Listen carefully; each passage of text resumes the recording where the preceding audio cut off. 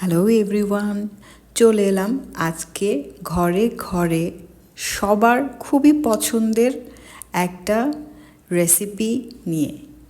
সেটা হচ্ছে pasta. Pasta এমন একটি খাবার যেটা ছোট বড় বুড়ো সবার মুখে একদম লেগে থাকার মতো একটা রেসিপি। আর এই রেসিপিটাই যদি খুব সহজভাবে আমরা রান্না করতে পারি তাহলে কিন্তু একদম এক তুড়িতে বলার সাথে সাথে আমরা তৈরি হয়ে যাব এই রান্নাটা করে ফেলার জন্য, যদি কোনো প্রকার ঝামেলা ছাড়া এটি রান্না করা যায়। তো সেজন্যই আজকে একদম একই পাত্রে কোনো প্রকার পাস্তা বয়েলিং ছাড়া আমি আপনাদেরকে একই পাত্রে তৈরি করে দেখাবো পাস্তা। এই যে একটা পাত্র নিয়ে নিয়েছি আর এখানে আমি আমার পরিমাণ মতো পাস্তা নিয়ে নিয়েছি।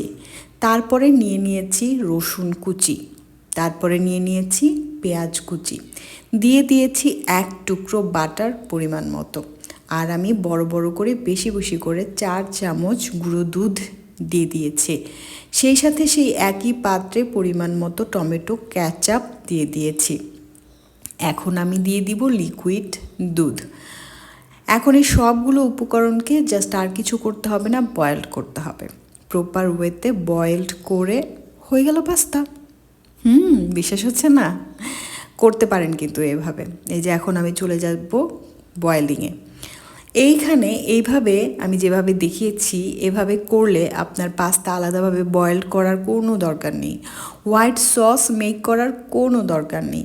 সমস্ত উপকরণ এখানেই রয়েছে। তবে হ্যাঁ, আপনারা যদি চান এটার মধ্যে ধনিয়া কুচি, তারপর হচ্ছে কাঁচা টমেটো দিয়ে দিতে পারেন, তাহলেও কিন্তু স্বাদটা সেরকম আসবে।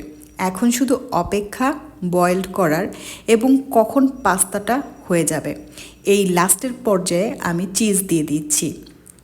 আপনারা চাইলে মঞ্জারেলা চিজও ইউজ করতে পারেন। আমি এখন একটা চিজ দিয়েছি এবং পরে চুলা থেকে নামানোর পরে গরম অবস্থায় যখন থাকবে তখন একটা চিজ দিয়ে দিব। এই যে আমি চুলা থেকে নামিয়ে আমার টেবিলে নিয়ে এসেছি পাস্তাটা, টার্ন অফ করে দিয়েছি গ্যাস। এখন এই গরম গরম থাকা অবস্থায় আমি আরেকটা চিজ দিয়ে দিচ্ছি।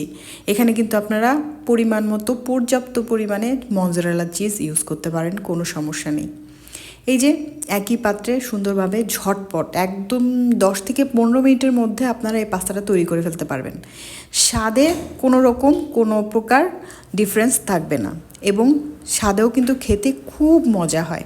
আমি খেয়েছি এবং এখন থেকে আমি কিন্তু এই পাস্তাটাই রেডি করি। যখনই আমার মেয়ে খেতে চায় বা টিফিনে দিতে হয় তখনই আমি শুধু এইভাবেই পাস্তাটা কুক করে ওর জন্য রেডি করে দিই।